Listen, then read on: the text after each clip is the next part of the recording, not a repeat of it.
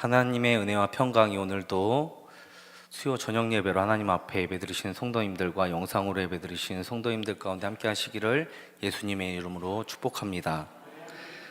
여러분, 인공부화로 알에서 갓 태어난 새끼 오리는 가장 먼저 눈에 보이는 움직이는 것을 어미로 인식한다고 합니다.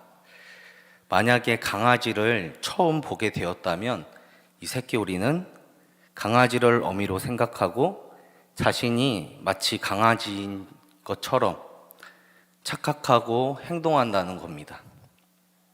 이런 현상을 심리학에서는 각인작용이라고 하는데, 그런데 이 새끼 오리가 어느 날 물가에 앉게 되었습니다. 그리고 헤엄을 치게 되었어요. 날개짓을 해봤는데 하늘을 날게 된 거죠. 와우! 이게 뭐지? 그때부터 그동안 자신이 강아지인 줄 알고 살아왔던 이 새끼 오리는 정체성의 혼란을 겪게 된 겁니다. 우리 그리스도인들도 정체성의 혼란을 겪을 때가 있다는 겁니다. 우리 모두는 하나님의 자녀로 지음을 받았죠. 그런데 눈을 뜨자마자 우리가 태어난 곳은 천국이 아니라 이 세상입니다. 타락한 세상이었어요. 그리고 계속해서 우리는 그곳에서 살아왔습니다. 우리는 하나님 나라의 문화보다 세상의 문화가 더 익숙한 사람들입니다. 너무 편하네요. 너무 익숙해요. 그런데 언제부터인지 교회 가는 것이 좋아졌습니다. 그리고 목사님의 말씀이 귀에 들리기 시작했고, 그러다가 예수님을 인격적으로 만나게 되었습니다. 거듭남의 은혜를 그때부터 경험하게 된 것이죠. 나는 세상에 대하여 완전히 죽고 완전히 새로운 사람으로 거듭났다라고 성경은 우리 가운데 말씀해 주고 있는데, 고린도후서 5장 17절 말씀을 보면 그런즉 누구든지 그리스도 안에 있으면 새로운 피조물이라 이전 것은 지나갔으니 보라 새 것이 되었도다 라고 말씀합니다. 그런데 여전히 내 모습을 보면 전혀 달라진 것이 없다는 것입니다.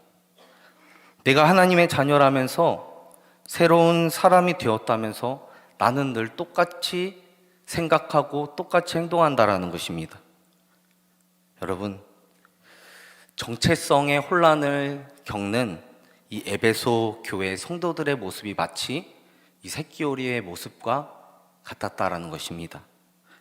당시 에베소 지역은 엄청난 우상의 도시로 세계 7대 불가사의 중 하나라고 하는 아데미 신전이 그 에베소 지역에 있었습니다. 그리고 그 아데미 신전을 구경하러 온 방문객들이 많이 모여들었기 때문에 그곳에서 상업이 이루어졌고, 또 기념품을 팔거나 숙박업, 이러한 생계를 유지했던 사람들이 많이 있었다는 것입니다. 또 에베소는 철학과 문학, 예술의 중심지였기 때문에 지식인들, 그리고 점성술사들, 마술사들이 많이 있었죠. 이런 우상의 도시에 사도 바울이 복음을 전했더니 어떤 일이 일어났습니까? 그들이 은혜를 받고 그동안 자신들이 자랑스럽게 여겨온 그 마술책들과 점성술 책들을 모아다가 모두 불태우기까지 했다라는 것입니다. 그런데 에베소를 사도 바울이 떠난 후에 약 6년이 지난 바울은 로마 감옥에 수감되어 있습니다. 그곳에서 에베소 교회 성도들의 소식을 듣게 된 것이죠. 교회 안에서 세속 문화가 들어오고 혼합 종교가 들어오게 되자 에베소 교회 성도들은 정체성의 혼란에 빠지게 되었다라는 그 소식을 사도 바울은 듣고 너무도 안타까운 나머지 편지를 써서 에베소 지역에 보내려고 합니다. 사랑하는 성도 여러분, 세상 종교에서 무엇을 가르칩니까? 공로주의, 공로 사상을 가르치죠.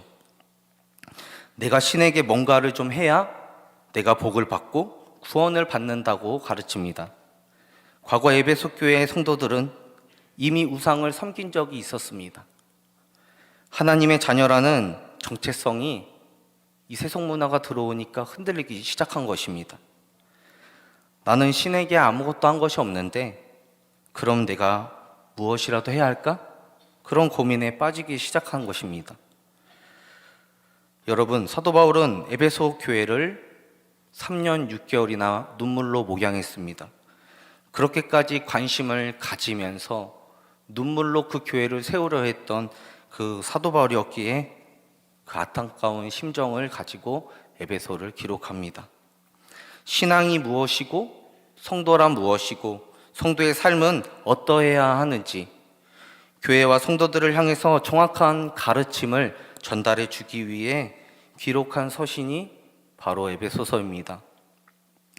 그래서 에베소서에서는 독특한 특징이 있습니다. 그것은 바울이 다른 서신에는 교회의 문제들과 상황들을 지적하면서 그 문제들을 해결해 주고자 하는 노력들을 했다라는 것인데, 반면에 에베소서에는 그런 교회의 어떤 문제나 상황들을 언급하기보다 그리스도인으로서 제일 기본기를 다질 수 있는 말씀들로 말씀을 기록하였다는 것입니다.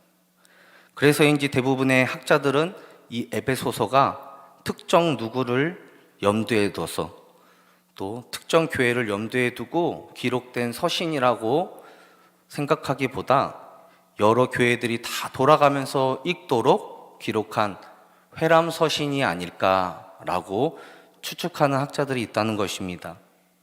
저는 오늘 에베소서 말씀으로 앞으로 여러분들과 하나님이 주시는 은혜를 함께 나누고 싶습니다. 오늘은 그 첫 번째 시간으로 인사말을 시작으로 해서 사도 바울이 강조하고 싶은 내용이 무엇인지 그것에 대해서 살펴보고자 합니다. 먼저 오늘 본문 1절 말씀을 함께 보도록 하겠습니다. 시작.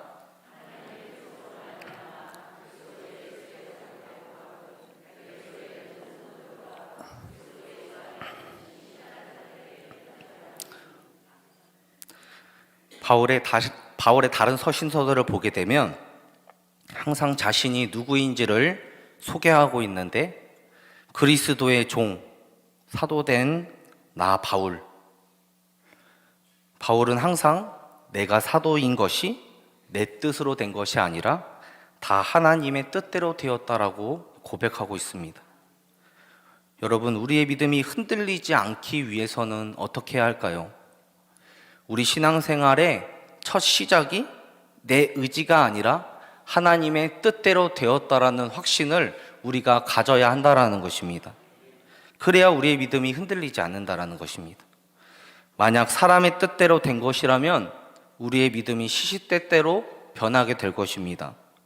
내 기분과 감정에 따라 달라지게 될 것이라는 것이죠. 그러나 모든 시작점에 하나님의 뜻과 확신이 있다면 우리는 절대 흔들리지 않는다라는 것입니다. 사도 바울이 그러한 삶을 몸소 살았다라는 것이죠. 내가 주를 위해 수고하는 것은 내 의지 때문이 아니라 하나님의 부르심과 하나님의 인도하심, 그리고 하나님의 그 약속된 부르심의 상을 향하여 달려가게 되었다라는 것입니다. 바울이 고난과 핍박 가운데서도 흔들리지 않았던 그 이유는 모든 것이 하나님의 뜻대로 된 것이라는 그 확신을 그가 가지고 있었기 때문에, 만약에 하나님 뜻이 아니라 내 의지대로 결정하고 행동했다면 결과는 어떻게 되었을까요? 어떠한 상황에, 어떠한 문제에 쉽게 흔들리는 갈대처럼 그렇게 휘청휘청 될 것입니다. 교회도 내가 선택하는 것이니까 오늘은 이 교회를 가볼까? 오늘은 저 교회로 가볼까? 또 돌아다니는 교인이 될지 모릅니다. 또 결혼도 내가 선택한 거니까 나랑 맞지 않는다고 해서 너무도 쉽게 이혼을 하게 되겠죠. 직장 생활에도 마찬가지로 내가 선택한 직장이니까 내 마음에 들지 않으면 언제든 그만두겠다고 말하는 것입니다. 여러분, 그러나 교회와 또 결혼, 직장, 이 모든 것이 다 하나님으로부터 그 뜻이 시작됐다면 우리의 삶은 달라지게 될 것입니다. 우리의 삶을 임하는 자세가 달라지게 될 것이라는 것이죠. 하나님이 이 교회에서 신앙생활을 하게 하신 것 감사합니다. 교회로 오는 것이 너무도 기다려질 것입니다. 하나님이 나를 보내셨으니까 하나님의 뜻과 그 계획이 분명히 있으실 거야 라는 이 기대감을 가지고 우리는 신앙생활을 하게 될 것입니다. 직장에서도 내가 좀 손해보는 일이 있다 하더라도, 어떤 힘든 상황들이 있다 하더라도, 누군가와의 관계로 너무도 힘든 순간을 보내고 있다 하더라도 우리는 인내하면서 견뎌낼 수 있는 것입니다. 하나님이 나를 보내셨기에 오늘도 견뎌내는 것입니다. 바울은 이러한 확신들을 심어주기 위해서 바로 에베소 교회 성도들에게 편지를 기록하고 있는 겁니다. 너희는 세상으로부터 구별된 자들이잖아. 너희의 정체성은 그리스도인이야. 너희는 예수 그리스도의 그 십자가로 말미암아 구속함을 얻은 하나님의 그 교회의 성도야. 세상 사람들과는 절대로 구별된 사람이야. 우리는 그리스도 때문에 살아가는 사람들이 맞습니까? 그래서 바울은 이런 표현을 계속해서 반복합니다. 내가 그리스도 안에, 그리스도 안에, 그리스도와 함께 연합되었다. 성도 여러분, 내가 예수님의 사람이면 예수님의 형상을 담게 되어 있습니다. 세상 사람으로 우리가 살아가는 것이 아닙니다. 예수님을 믿는 사람으로 예수님의 가르침에 늘 항상 순종하며 복종하는 삶을 살게 된다는 것입니다. 그러면서 바울은 그리스도 안에서 신실한 자들에게 편지한다고 오늘 본문에 말씀합니다. 여기서 신실한 자들은 누구입니까? 악하고 거짓된 이 세상을 살면서도 말하는 것과 삶이 일치해가는 그러한 사람들. 부족하고 우리 가운데 결핍이 있지만 우리가 하나님의 자녀라는 그 신분으로 말미암아 하나님의 말씀 앞에 순종하기로 결단하고 그 말씀을 따르며 말씀대로 살아가려고 하는 그 과정 속에서 우리는 날마다 하나님으로부터 주시는 그 신실함이 더해진다라는 것입니다. 그렇게 살아가는 사람을 가리켜 바울은 그리스도 안에서 신실한 사람들이라고 말하는 것이죠. 이런 사람들이 모인 공동체가 어디입니까? 바로 우리 낙원 제일교회입니다. 우리 교회인 거죠. 그리고 그 신실한 사람들이 모인 모임이 교회입니다. 그리고 그런 삶을 살아가는 사람들이 바로 저와 여러분입니다. 그러므로 바울은 에베소에 있는 성도들뿐 아니라 그리스도 안에 있는 모든 자들, 신실한 사람들에게 다음과 같이 인사말을 전하고 있습니다. 오늘 본문 2절 말씀입니다. 하나님 우리 아버지와 주 예수 그리스도로부터 은혜와 평강이 너희에게 있을지어다. 저와 여러분이 이러한 은혜와 평강을 누리면서 살아가는 진정한 그리스도인 그리고 성도이며 신실한 자들인 줄 믿습니다. 주님의 은혜로 신앙의 여정을 우리가 시작하였기에 우리 안에는 늘 무엇이 있느냐? 하나님이 주시는 은혜와 평강으로 충만하다는 것입니다. 우리 마음이 흔들리지 않는 겁니다. 그리고 그로 인해 주님의 평강, 그 누구에게도 빼앗길 수 없는 그 평강이 우리 가운데 있다고 하면 우리는 성경이 말하는 성도라는 것입니다. 그래서 사도 바울은 이 편지를 성도들과 함께 찬송으로 시작하고 있습니다. 오늘 본문 3절 말씀을 우리 함께 읽어보겠습니다. 시작. 찬송하리로다 하나님 곧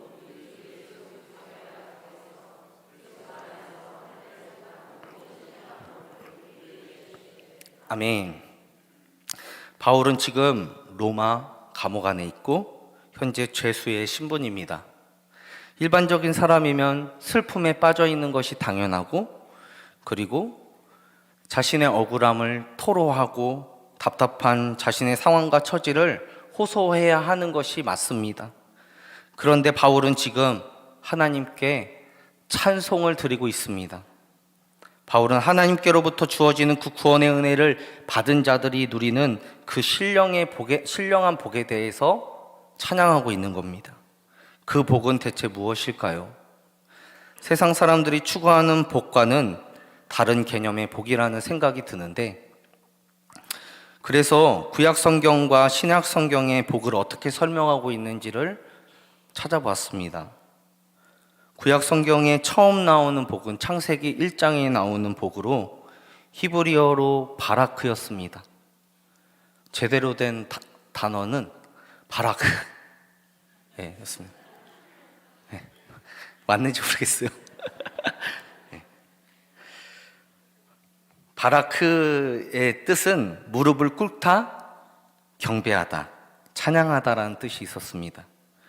성경이 말하는 복은 처음부터 하나님을 향한 경배와 찬양을 말하고 있습니다. 그리고 오늘 본문에 나오는 이 복에 대해서 찾아보았습니다. 헬라어로 율리기아였습니다. 율리기아의 뜻도 찬양, 칭송, 찬사, 좋은 말씀, 아름다운 말, 축복이라는 뜻이 있었는데, 이 바라크와 율로기아 이 두 단어 모두 찬양을 하다, 찬양이라는, 경배와 찬양이라는 뜻을 가졌다는 것입니다. 하나님이 먼저 우리에게 바라크, 찬양하는 복을 주셨다는 것입니다. 하나님을 찬양할 수 있는 것을 우리 가운데 허락해 주신 것이죠. 그것을 구약에서는 복이라고 말하고 있습니다. 그럼 오늘 본문이 말하고자 하는 그 하늘의 복은 무엇이냐? 율로기아. 그 하나님께서 우리 가운데 그 율로기아의 복을 주신다라는 거예요. 자, 우리 첫 번째 화면을 띄워주세요. 네. 하늘에 속한 신령한 복이란 율로기아는 뭐냐? 첫 번째, 택하심. 네. 오늘 이곳에 우리가 그냥 나와서 예배를 드리고 있는 것이 아닙니다. 우리는 하나님으로부터 택함을 받았기에 이 자리에 있는 것입니다. 이 자리로 인도하여 주셨기 때문에 우리는 하나님 앞에 경배하고 우리의 삶을 드릴 수 있고, 또 하나님 앞에 예배와 찬송을 드릴 수 있는 겁니다. 오늘 본문 4절부터 6절까지 말씀을 함께 읽겠습니다. 곧 창세전에 그리스도 안에서 우리를 택하사 우리로 사랑 안에서 그 앞에 거룩하고 흠이 없게 하시려고 그 깊으신 뜻대로 우리를 예정하사 예수 그리스도로 말미암아 자기의 아들들이 되게 하셨으니, 이는 그가 사랑하는 자 안에서 우리에게 거저 주시는 바 그의 은혜의 찬송을 찬송하게 하려는 것이라. 아멘. 우리가 이곳에 있는 것은 하나님의 은혜로 가능했음을 우리는 전적으로 깨닫는 것입니다. 하나님의 구원의 계획과 그 인도하심, 영원한 구속의 경륜이 지금 이 순간에도 이루어지고 있구나. 바로 사도 바울은 이 비밀을 깨닫게 된 것입니다. 여러분, 하나님께서 우리를 택하신 그 목적은 그의 사랑 안에 내가 있게 하시기 위해서, 그러면서도 나를 거룩하고 흠없게 해주시기 위해서 우리를 택하여 주셨다는 것입니다. 나는 여전히 흠이 많습니다. 여전히 부족한 것도 많이 있습니다. 그러나 예수 그리스도 안에서 우리는 조금씩 다듬어지고 흠이 없는 그리스도의 형상으로서 하나님이 나를 변화시켜 주시니 이것만큼 우리에게 기쁜 일이 없는 것입니다. 그리고 두 번째, 크게 읽어주세요. 시작. 죄사함. 네. 이곳에 모인 우리는 그리스도의 피, 그 십자가의 그 능력으로 말미암아 죄사함 곧 구속함을 받았다는 것입니다. 죄인으로서 영원히 죽을 인생을 그리스도 안에서 그의 피로 말미암아 하나님의 자녀의 신분으로 우리를 바꾸어 주셨다. 이것을 바울은 말씀하고 있는 것입니다. 오늘 본문 7절 말씀입니다. 우리는 그리스도 안에서 그의 은혜의 풍성함을 따라 그의 피로 말미암아 속량 곧 죄사함을 받았느니라. 우리가 한 것은 아무것도 없습니다. 다 누가 하셨죠? 하나님이 우리를 위해서 예수님을 보내주셨고, 예수님의 그 십자가 보혈로 말미암아 우리의 죄가 깨끗하여졌다라는 것입니다. 우리가 한 일은 그리스도 안으로 들어온 것밖에 없습니다. 그리고 그 그리스도 안으로 들어올 수 있었던 것도 하나님의 전적인 은혜라는 것입니다. 단지 믿음으로 그리스도에게 나아갔을 뿐입니다. 그런데 이런 큰 은혜를 주시니 또한 감사한 것이죠. 여러분, 이 시대가 아무리 악하다 하더라도, 이 시대에 교회를 손가락질 하더라도 결국은 이 시대 가운데 유일한 소망은 누구이십니까? 바로 예수 그리스도입니다. 그리고 예수 그리스도의 몸된 교회가 바로 이 세상의 소망입니다. 우리 낙원제일교회를 통해서, 우리 성도님들의 삶을 통해서 예수 그리스도가 증거되어질 것입니다. 세 번째입니다. 성령의 인치심. 그리스도 안에서 누리는 신령한 복이란 우리가 성령으로 인치심을 받았다는 것입니다. 성령의 보증을 받았다라는 것이죠. 오늘 본문 13절 말씀을 우리 함께 읽겠습니다. 시작.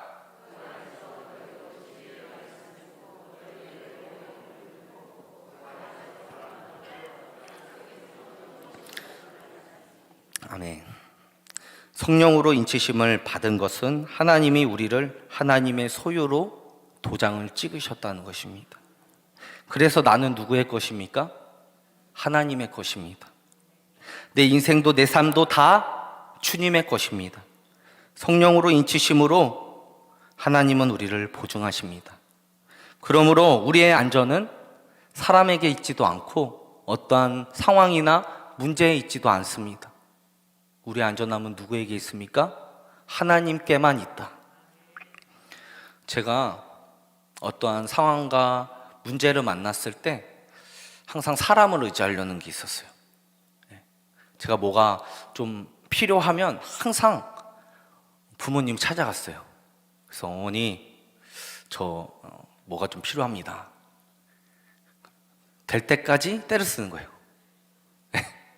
그거는 하나님의 방법이 아니죠. 그런데 제가 이 말씀을 묵상하면서 나의 안전함은 하나님께 있구나, 하나님께 더 구하고 하나님을 더 의지해야겠구나 라는 마음이 들었습니다. 우리의 안전함은 하나님께만 달려 있습니다. 이것이 바로 율리기야, 하늘에 속한 복이라는 것입니다. 하나님이 우리에게 자신을 알게 하셨기 때문에 우리가 이제 찬양할 수 있는 것입니다. 창세전에 하나님이 우리를 택하셨고, 그리고 그 은혜의 풍성함으로 우리의 죄를 사하여 주시고, 그리고 우리를 성령으로 인치시고 보증해 주셨기 때문에 우리는 하나님을 찬양, 율리기야 할 수 있는 것입니다. 바울은 이것을 복이라고 말하는 것입니다. 하늘에 속한 신령한 복, 그 복을 우리가 받았다. 여전히 잘되고 부유하고 풍족한 것이 복이라고 하지만, 세상 사람들은 그것이 복이라고 하지만, 성경은 하나님을 알고 하나님을 찬양하고 하나님을 찾는 것이 복이라고 말씀합니다. 그러므로 우리가 하나님을 찬양하는 것이 마땅합니다. 여러분, 우리의 정체성이 흔들리지 맙시다. 우리는 하나님의 자녀들입니다. 그리고 교회의 성도이며, 그리고 이 시대를 이끌어갈 예수 그리스도로 말미암아 이 시대를 이끌어갈 소망이라는 사실을 우리가 기억하고, 어떠한 어려움과 고난 가운데에서도 하나님을 의지하며 하나님 앞에, 찬양의 이유 되시는 하나님 앞에 영광을 올려드리는 삶, 하나님 앞에 경배하고 예배드리는 삶을 살아가는 우리 낙원제일교회 모든 성도님들이 다 되시기를 소망합니다. 우리가 이 시간에 함께 합심하여 기도하도록 하겠습니다. 먼저 오늘 주신 말씀을 위해서 함께 기도할 텐데, 하나님, 내가 하나님 자녀 믿음의 성도라는 그 정체성을 잊지 않게 하시고, 하나님 날마다 하나님 윤리기하에 찬송하는 삶을 살아갈 수 있게 하옵소서. 나에게 주신 그 은혜들, 그 택하심과 또 죄사하심과 그리고 성령의 인치심과 보증을 통하여 내 삶을 복되게 하신 것처럼 이제 하나님을 찬양하는 복된 삶을 살아가게 해달라고 기도합시다. 교회를 위하여 이 시간 기도할 때 우리 낙원제일교회가 하나님의 마음을 품은 선교적 공동체가 되도록 성도들의 믿음이 더욱 성장하고 양육과 훈련들을 통해서 건강하고 행복한 교회로 성장해 갈 수 있도록 기도해 주시기 바랍니다. 우리 교회의 행사들을 위해서 기도하겠습니다. 2024년도 신년 대신방 진행 중에 있는데 각 가정마다, 각 구역마다 대신방을 통해서 하나님이 주시는 은혜 허락해 달라고, 그리고 교구장 목사님들을 통해서 말씀의 도구로 은혜의 통로로 사용해 달라고 기도해 주시기 바랍니다. 이 세 가지 기도 제목 가지고 우리 함께 통성으로 기도하도록 하겠습니다. 살아계신 하나님 감사합니다. 오늘 우리를 사랑하셔서 은혜의 자리로 불러주신 것 감사합니다. 하나님, 먼저 오늘 우리 가운데 주신 말씀 마음에 아버지 담기를 원합니다. 하나님, 내가 하나님의 자녀로서 믿음의 성도라는 정체성을 분명히 깨닫게 하시고, 하나님 그 정체성을 잃어버리는 자 되지 않게 하옵소서. 하나님, 우리가 아버지 찬양하는 삶, 아버지 하나님 율로기아의 삶을 살기를 원합니다. 하나님, 하나님께서 주신 그 택하심과 또 죄사함과 성령의 인침, 보증하심이 우리의 삶의 이유가 되게 하시고 우리가 하나님을 찬송하는 이유가 되게 하여 주옵소서. 아버지 하나님, 매 순간순간마다 하나님을 의식하며 아버지 덕다 하나님 신전의식을 가지고 아버지 매 순간 아버지 하나님을 의지하며 살아갈 수 있게 하시고, 내 힘과 내 능력을 의지하면서 살아가는 자들이 아니라 아버지 덕다 하나님 세속적인 아버지 가치관과 아버지 문화로 아버지 덕다 하나님 그 유혹에 빠져 살아가는 자들이 아니라 하나님 원하시는 가치, 하나님 나라의 아버지 영광을 위하여 살아갈 수 있는 자들 되게 하여 주옵소서. 이 시간 아버지 덕도 우리 낙원제일교회를 위하여 기도합니다. 아버지, 우리 낙원제일교회가 하나님의 마음을 품은 선교적 공동체가 되어질 수 있게 하옵소서. 성도들의 믿음이 더욱 성장하게 하시고 양육과 훈련을 통해 건강하고 행복한 교회 되어질 수 있도록 인도하여 주옵소서. 아버지 하나님, 우리 낙원제일교회를 통하여 아버지 하나님 이루실 그 선하신 계획과 아버지 하나님의 그 아버지 목적과 아버지 하나님의 그 이루실 그 계획들 아버지 선하게 인도하여 주옵소서. 아버지 하나님, 우리 담임 목사님을 통해서 목회 비전 주신 것 아버지 우리가 함께 아버지 덕도 하나님 함께 기도하며 아버지 덕도 그 일을 이룰 수 있도록 하나님 은혜 허락해 주옵소서. 아버지 하나님, 2024년도 신년 대신방이 진행 중에 있습니다. 하나님, 각 가정마다 각 구역마다 대신방을 통해서 은혜 받게 하여 주옵소서. 아버지 가정이 변화되게 하여 주옵소서. 가정 안에 모든 안우들이 아버지 치료되고 아버지 회복되어지는 놀라운 은혜 경험할 수 있도록 도와주옵소서. 교구장 목사님들 말씀의 도구로 사용하여 주시고 은혜의 통로로 쓰임받을 수 있도록 인도하여 주옵소서. 아버지 하나님, 오늘도 우리를 사랑하셔서 은혜의 자리로 아버지 불러주시니 감사합니다. 우리를 아버지 더욱더 붙들어 주시니 감사합니다. 아버지 하나님, 오늘도 아버지 덕도 오늘 하루도 아버지 하나님 믿음으로 나아가 아버지 승리하게 하시고, 아버지 하나님 남은 한 주간도 아버지 덕도 하나님을 예배하고 하나님을 찬양하며 아버지 하나님 앞에 영광 올려드리는 삶으로 예배해 드릴 수 있는 삶을 살아갈 수 있도록 도와주옵소서. 아버지 덕도 하나님, 우리는 때로는 연약합니다. 우리는 아버지 덕도 부족합니다. 그러나 오늘도 우리를 향해서 아버지 더욱더 하나님 손 붙들어 주시고 일으켜 주시는 그 주님의 은혜 가운데 아버지 더 가까이 나아갈 수 있는 자들 되게 하여 주옵소서. 그 힘으로 살아갈 수 있는 자들 되게 하여 주옵소서. 아버지 하나님, 아버지 우리의 모든 아버지 더욱더 기도를 들어 주옵소서. 아버지 하나님, 우리 기도를 들으시고 응답하여 주옵소서. 아버지 하나님의 살아계심, 하나님의 놀라우신 그 기적들을 경험할 수 있는 우리 성도들 되게 하여 주옵소서. 우리를 구원하신 예수 그리스도의 이름으로 감사하며 기도드리옵나이다. 아멘.